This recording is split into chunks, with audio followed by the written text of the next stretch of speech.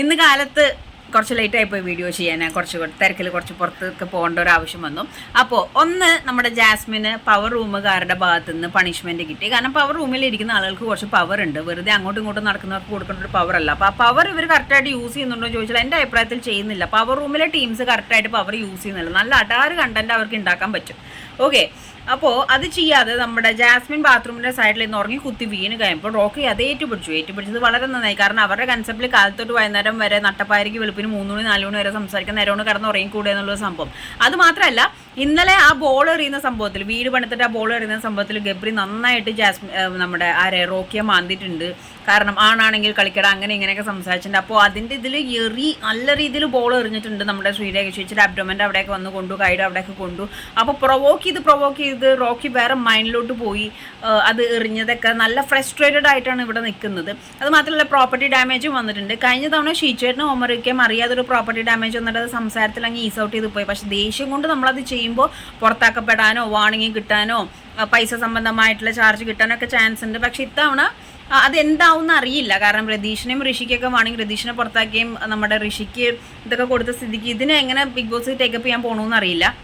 അപ്പോൾ നമ്മുടെ ജാസ്മിന് ഒരു വെസൽ ക്ലീനിങ്ങിൻ്റെ പണിഷ്മെൻറ്റ് കിട്ടി. നല്ല പണിയെടുത്ത് മുടിയും. ആൻഡ് മറ്റ് നമ്മുടെ റോക്കിക്ക് വന്നിട്ട് റോക്കി കിച്ചണിനടുത്തിൽ ഫുഡ് കഴിക്കുകയും കീയും പവർ റൂമിലോട്ട് കയറിച്ചിലൊക്കെ ചെയ്തു. ആ മനുഷ്യൻ ഇത് മനഃപൂർവ്വം ചെയ്യുന്നത്, അറിയാതെ ചെയ്യുന്ന ഒന്നല്ല. ഫ്രസ്ട്രേറ്റഡ് മൈൻഡിൽ കണ്ടന്റ് ഉണ്ടാക്കാൻ വേണ്ടിയിട്ടും എന്ത് തന്നെയാണെങ്കിൽ ഇപ്പോൾ ബാത്റൂം ക്ലീനിങ് കിട്ടിയത് റോക്കിയെ സംബന്ധിച്ചിടത്തോളം വലിയ സംഭവമൊന്നുമല്ല. ആൾ ഭയങ്കര ഫ്രസ്ട്രേറ്റഡ് ആയിട്ട് ഹൈ ഇതിൽ നിൽക്കുകയാണ്. ആരെങ്കിലും അത് കം ഔട്ട് ചെയ്താൽ മനുഷ്യനെ അവിടെ കൺട്രോൾ ചെയ്ത് പോവുകയാണെങ്കിൽ നല്ല കണ്ടന്റ് മേക്കറാണ്, ടോപ്പ് 5 വരാൻ ചാൻസസ് ഉണ്ട്. ഇനി നമുക്ക് ജാസ്മിൻ വിഷയത്തിലോട്ട് പോവാം. ജാസ്മിൻ ഗബ്രി ടോപ്പിക്ക് അവിടെ നല്ലൊരു കോംബോ ക്രിയേറ്റ് ചെയ്യുന്നുണ്ട്. എവിടെ നോക്കിക്കഴിഞ്ഞാലും ജാസ്മിൻ കോംബോ സംഭവമാണ് സംസാരിക്കുന്നത്. അവരുടെ ഇഷ്ടം, അവരുടെ കാര്യങ്ങൾ അവരിഷ്ടമുള്ളവരുടെ അടുത്ത് ഇരിക്കുന്നു, ഒരുമിച്ച് കിടന്നുറങ്ങുന്നു, രാത്രിയും വെളുപ്പിന് 3 മണി 4 മണി വരെ സംസാരിക്കുന്നു, കയ്യിൽ ഉമ്മയ്ക്കുന്നു, എന്തോ ആവട്ടെ.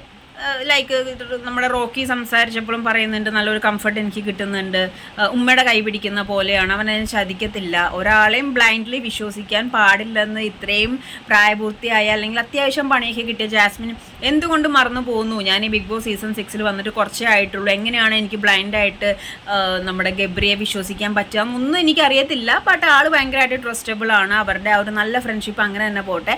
പുറത്ത് പോയി കഴിഞ്ഞാൽ ഒരുമിച്ച് ഇരിക്കാനും സംസാരിക്കാനൊന്നും ഇവിടെ ഇരിക്കുന്ന പോലെ പറ്റില്ല. ലോകം ചെറുതാണ് അകത്തെ, പക്ഷെ പുറത്തെ ലോകമാണ് വലുതെന്ന് പറയുന്നുണ്ട്. പക്ഷെ അത് മാറി ബിഗ് ബോസിൻ്റെ അകത്തുള്ള ലോകമാണ് വലുതെന്ന് പറയുന്നത്. അവിടെ നിന്ന് പുറത്ത് നടക്കുന്ന സംഭവങ്ങളാണ് വേറെ രീതിയിലോട്ട് കൊണ്ടുപോകുന്നത്.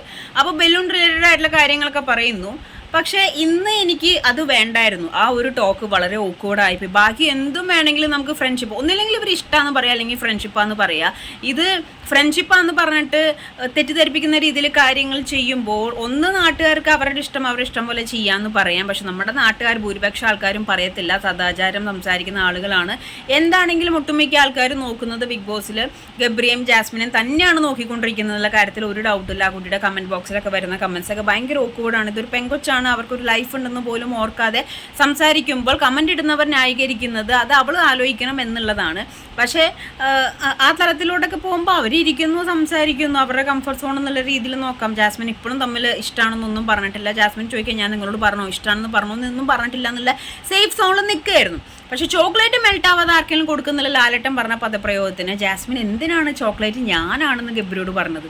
അത് വേറൊരു തലത്തിലോട്ട് പോയി. സത്യം പറഞ്ഞാൽ that's A really wrong talk. എന്നാൽ അത് ഞാൻ കഴിക്കുകയാണ്, ആർക്കും കൊടുക്കുന്നില്ല എന്നുള്ള ഗബ്രിയോടും കൂടി ആയപ്പോൾ പൂർണ്ണമായി.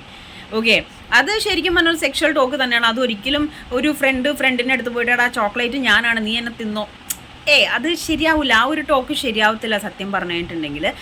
അതൊരു ഭയങ്കര ഓക്വേർഡ് ടോക്കായിപ്പോയി. ജാസ്മിൻ അത് ചിന്തിക്കാതെ സംസാരിച്ചാണോ, അറിഞ്ഞുകൊണ്ട് സംസാരിച്ചാണോ, അല്ലെങ്കിൽ അതും കണ്ടന്റിൻ്റെ ഭാഗമാണോ? ഞാൻ ചോക്ലേറ്റ് എന്നല്ലേ പറഞ്ഞത്, നിങ്ങളത് എങ്ങനെ വേണമെങ്കിൽ തിരിച്ചു ഓടിക്കാം കേട്ടോ. ജാസ്മിൻ്റെ കയ്യിലാണ് ഇപ്പോഴും ബോൾ ഇരിക്കുന്നത്, എങ്ങനെ വേണമെങ്കിൽ തിരിച്ചു ഓടിക്കാം. പക്ഷെ നമ്മൾ മെച്ചോർഡ് ആയിട്ടുള്ള ആൾക്കാർ, ചോറ് തിന്നുന്ന മനുഷ്യർ പെട്ടെന്ന് ആ ഒരു ടോക്ക് കേൾക്കുമ്പോൾ ഓക്വേർഡ് ആയിട്ട് തന്നെ തോന്നും.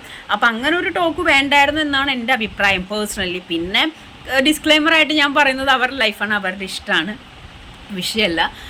അപ്പം ഇങ്ങനെ കുറച്ച് സംഭവങ്ങളാണ് നടന്നിരിക്കുന്നത്. പിന്നെ റോക്കിക്ക് ഈ പ്രോപ്പർട്ടി ഡാമേജും അല്ലെങ്കിൽ വാവിട്ടുള്ള വാക്കും സംഭവങ്ങളൊക്കെ ആയിട്ട് അല്ലെങ്കിൽ പർപ്പസ്ഫുള്ളി ആ ഒരു ഫ്രസ്ട്രേഷൻ തീർക്കാൻ എന്നാൽ എന്താ ചെയ്യാൻ പോണേ നോക്കട്ടെ എന്ന് വിചാരിച്ച് ആ ഒരു ഇറിറ്റേറ്റഡ് ലെവലിൽ കാര്യങ്ങൾ ചെയ്യുമ്പോൾ അത് റോക്കി ഭയങ്കരമായിട്ട് എഫക്റ്റ് ആവും. എനിക്ക് റോക്കി സീസൺ 6 ടോപ്പ് 5 വരണം എന്നാണ് ആഗ്രഹം. കാരണം ആൾക്ക് അത്യാവശ്യത്തിന് അതിനുള്ള പവർ ഉണ്ട്. ഒന്ന് കൺട്രോൾ ചെയ്താൽ മതി. അത്യാവശ്യം കാര്യങ്ങൾ കറക്റ്റായിട്ട് കൊടുക്കാനും ടൈമിൽ കൊടുക്കാനൊക്കെ ഒരു ഇതുണ്ട്. പക്ഷെ ആളെ പിരികേറ്റും ആൾ ഭയങ്കരമായിട്ട് അങ്ങ് കയറിപ്പോവും. അപ്പം ഉണ്ടാകുന്ന നഷ്ടങ്ങൾ ചെറുതല്ല. മോർ അപ്ഡേറ്റ്സ് ആയിട്ട് നമുക്ക് ഇനിയും കാണാം. പിന്നെ